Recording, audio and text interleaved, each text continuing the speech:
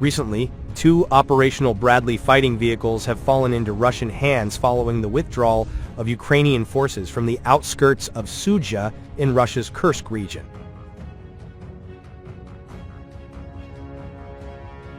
The loss of the vehicles occurred as Ukrainian troops were forced to abandon them during their retreat. According to Russian media reports, Ukrainian forces left the armored vehicles behind after Russian airstrikes destroyed key bridges along their withdrawal routes. The attacks reportedly left the vehicles stranded, preventing their evacuation. Earlier, Ukraine's commander-in-chief, Alexander Syrsky, acknowledged the withdrawal of Ukrainian troops from certain positions in the Kursk region, describing the move as a timely maneuver to more advantageous defensive lines.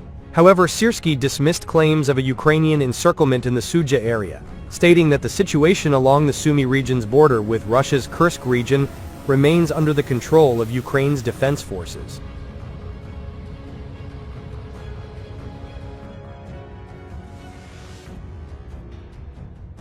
The Bradley fighting vehicle, supplied to Ukraine as part of Western military aid, has been a key asset in Ukrainian ground operations, providing enhanced firepower and troop protection. The Bradley is an important part of Ukraine's ongoing operation in the Kursk region.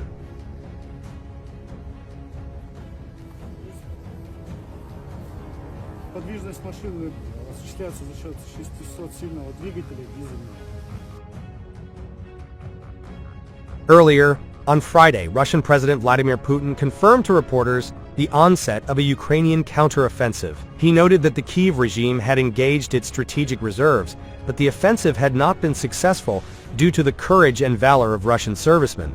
In turn, Ukrainian President Volodymyr Zelensky, at a joint press conference with Canadian Prime Minister Justin Trudeau, dodged answering a question on the Ukrainian counteroffensive.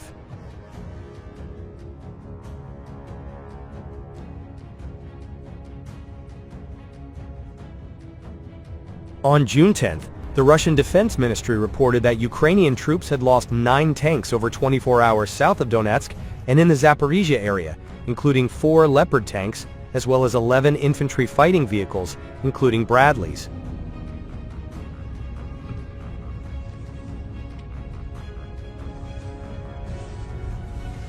Earlier, Russia's soldiers have seized abandoned Western tanks and armored vehicles in the Kursk region as trophies after Ukrainian troops were forced to retreat under heavy fire from drones and artillery.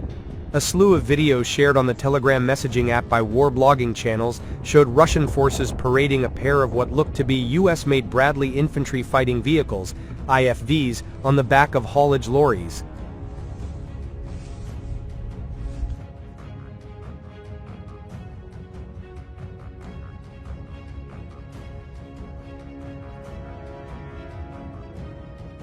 Ukrainian soldiers who survived the retreat from Kursk gave harrowing accounts of Russia's hellish assault, and described their withdrawal from Sudzha as a, quote, collapse. Troops are trying to leave columns of troops and equipment. Some of them are burned by Russian drones on the road. It is impossible to leave during the day, one soldier told the BBC. Another explained that Russian forces had managed to cut supply lines, leaving Ukrainian troops isolated, with no military or logistical support.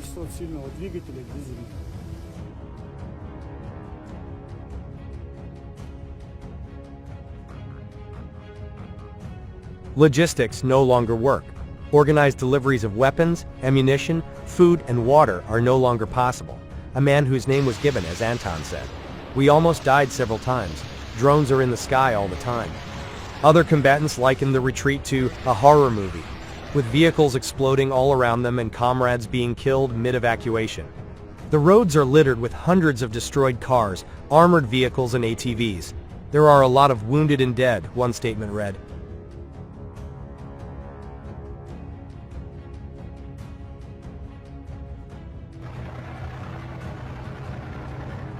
Their accounts of the battlefield were supported by extensive footage and images shared by Russian army units and war bloggers via the Telegram messaging app, who documented the aftermath of the fighting as they advanced. Fleeing Ukrainian troops were seen being targeted by Russian first-person view (FPV) drones, their bodies ripped apart by the explosions and left to rot in the mud. Other images showed corpses dressed in Ukrainian army fatigues lying beside the wrecked hulls of armored vehicles.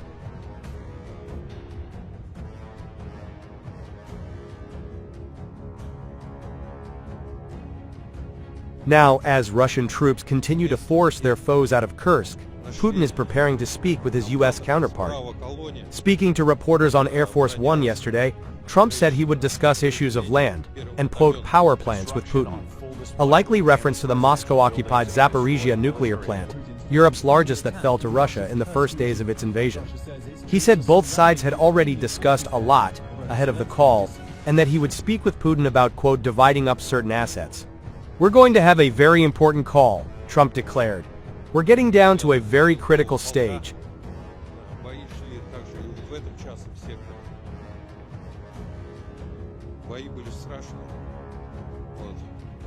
The Trump administration has made clear that Ukraine will likely have to cede territory as part of any lasting peace deal, with European countries worried Trump will force Kyiv into an unfavorable agreement. But Zelensky said over the weekend that any discussions over the division of territory should take place at the negotiating table only after a ceasefire is implemented. Last week, Ukraine accepted a 30-day ceasefire proposal set forth by U.S. Secretary of State Marco Rubio, following discussions with Kyiv's diplomats in Saudi Arabia. Kyiv urged Russia this morning to accept to the ceasefire to show it is serious about bringing an end to the conflict before entering negotiations. Including the city of Zaporizhia, home to more than 1 million and a major